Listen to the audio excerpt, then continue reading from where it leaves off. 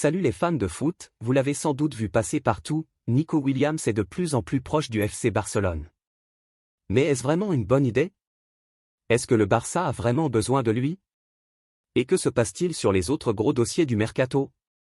On vous raconte tout, avec du lourd du côté d'Arsenal, du Real Madrid, de la Juve et même du Bayer Leverkusen. Abonnez-vous et activez la cloche de notification pour ne rien manquer de l'actu foot. Allez, installez-vous bien, on plonge dans les coulisses du marché des transferts.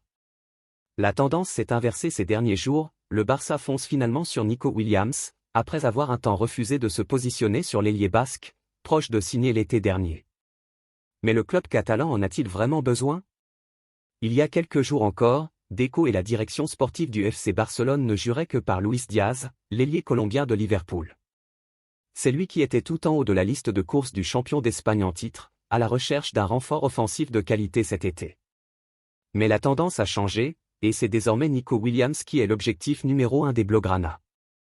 Un préaccord existe même déjà avec l'international espagnol, qui rêve de rejoindre la Catalogne. Seul souci, sa clause libératoire d'environ 60 millions d'euros, que le Barça ne peut pas payer cash pour l'instant. Les dirigeants barcelonais vont donc devoir trouver des solutions pour pouvoir débourser ce total, sachant que l'Athletic, en froid avec les Catalans, ne négociera pas un paiement en plusieurs échéances. Cela passera sûrement par des ventes. Mais en attendant, on peut se poser une question, Nico Williams est-il un bon renfort pour le Barça? Un montant avoisinant les 60 millions d'euros et un salaire raisonnable de 12 millions d'euros bruts par saison font du joueur de 22 ans un joli coup sur le plan comptable. Les joueurs de son profil, jeunes, percutants et déjà performants au très haut niveau, partent aujourd'hui pour des montants bien plus élevés, souvent au-dessus des 80 millions. De plus, ils touchent en général des salaires bien supérieurs, notamment en Premier League. Sur le papier, ce transfert n'est donc pas du tout surpayé, même s'il faut bien se rappeler que pour un club en difficulté financière comme le Barça, sortir 60 millions d'euros, ce n'est pas rien. Sportivement, c'est aussi un très bon coup. Les qualités du Basque sont connues de tous, excellent dribbleur, rapide, létal dans le 1 contre 1, capable de garantir une dizaine de buts par saison. Il peut jouer des deux côtés de l'attaque et a déjà des automatismes avec plusieurs joueurs du Barça qu'il côtoie en sélection comme Pedri ou Lamine Yamal. Même si le Barça a pu s'appuyer cette saison sur un secteur offensif performant, Hansi Flick disposerait d'une arme supplémentaire, et surtout nécessaire, puisque l'effectif est assez court quantitativement en attaque. Des titulaires solides, un Ferran Torres utile en sortie de banc, mais derrière, peu de garanties. Reste à savoir où jouera Nico Williams. Difficile de le voir sur le banc, mais aussi compliqué d'imaginer qu'il prenne la place de Rafinha, auteur d'une grosse saison, ou de Lamine Yamal, intouchable à droite. Beaucoup pensent que Williams jouerait à gauche, sa position naturelle, avec Rafinha repositionné dans l'axe. Le Brésilien n'y serait pas perdu puisqu'il a l'habitude de repiquer vers le centre, bien aidé par Baldé sur le côté. Une ligne Williams-Rafinha-Yamal derrière Lewandowski semble la plus probable. Au final, ce sont plutôt des joueurs comme Dani Olmo ou Fermin Lopez qui risqueraient de perdre du temps de jeu. Autre scénario possible, plutôt en cours de match, Rafinha en faux neuf à la place de Lewandowski, entouré de Williams, Olmo et Yamal. Un vrai casse-tête de riche pour Hansi Flick. L'un des gros points forts de ce transfert potentiel, c'est aussi l'adaptation de Williams au vestiaire, qui serait immédiate. Contrairement à Rashford ou Luis Diaz, il n'aurait pas besoin de temps pour s'acclimater. Il est très proche de plusieurs joueurs du Barça, Lamine Yamal, Gavi, Fermin Lopez, Baldé. La presse espagnole avait déjà noté qu'en sélection, il passait la majorité de son temps avec les Barcelonais. Le vestiaire est prêt à l'accueillir les bras ouverts. D'ailleurs, certains joueurs du club auraient même poussé la Porta à finaliser son transfert. Le président, lui, avait quelques doutes sur cette trop grande proximité, craignant que l'ambiance bon enfant ne nuise au sérieux des entraînements.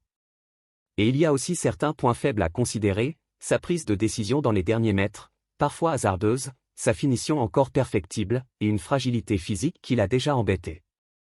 Mais malgré ses défauts, sur le papier, c'est un transfert qui semble difficile à critiquer. Du côté de l'Allemagne, le Bayer Leverkusen cherche un remplaçant à Jérémy Frimpong et bientôt à Florian Wirtz, annoncé proche de Liverpool. Le nom qui revient avec insistance est celui d'Igor Pexao, l'attaquant brésilien du Feyenoord. Erik ten Hag, nouveau coach du Bayer, apprécie son profil. Même si aucune offre officielle n'a été déposée, Feyenoord vise un transfert record, au-dessus des 35 millions d'euros. L'OM, également sur le dossier, n'a pas encore bougé. La Juventus, elle, regarde de près Emmanuel Emega. Après une saison mitigée, la vieille dame veut relancer son projet et renforcer l'attaque. Randal Kolo Muani est espéré en prêt, mais l'avenir de Vlahovic est incertain, notamment à cause de son gros salaire. Emega, auteur de 14 buts en 27 matchs avec Strasbourg, est pisté discrètement par la Juve mais aussi par Chelsea. Le Néerlandais de 22 ans reste toutefois un plan B pour les Turinois. Arsenal, de son côté, veut frapper fort. Après une nouvelle saison sans trophée, les Gunners veulent enfin franchir un cap, notamment en recrutant un buteur de classe mondiale. Benjamin Eko, du RB Leipzig, est en tête de liste. Leipzig demande entre 80 et 100 millions d'euros, même si Arsenal espère conclure autour de 65 à 70 millions. Un accord avec le joueur serait déjà trouvé. Eko, attaquant puissant, rapide et clinique devant le but, coche toutes les cases. Si les Gunners veulent transformer leur potentiel en trophée, ils devront frapper fort sur ce dossier.